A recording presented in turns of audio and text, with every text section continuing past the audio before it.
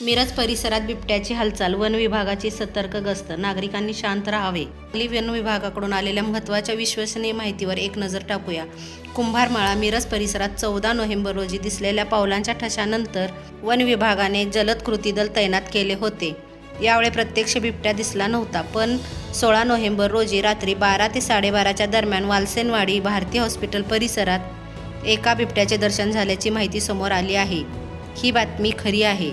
रात्रभर वन विभाग, जलद कृती दल आणि पोलिसांनी संयुक्त गस्त ठेवून संपूर्ण परिसर, वालसेनवाडी, विजयनगर, हसनी आश्रम, वालचंद कॉलेज परिसर आणि विश्रामबाग शांतपणे तपासला. सर्वात महत्त्वाचे म्हणजे 14 नोव्हेंबरपासून आत्तापर्यंत कोणतीही धोकादायक घटना, पशुधन आणि मनुष्यहानी झालेली नाही. चे आवाहन अगदी स्पष्ट आहे. अफवावर विश्वास ठेवू नका. परिसरात कोणतीही हालचाल, ठसे किंवा शंका आली तर ताबडतोब कळवा. वन विभागाने परिसरात ट्रॅप कॅमेरेही बसवले आहेत. प्रत्येक क्षणावर लक्ष ठेवले जात आहे.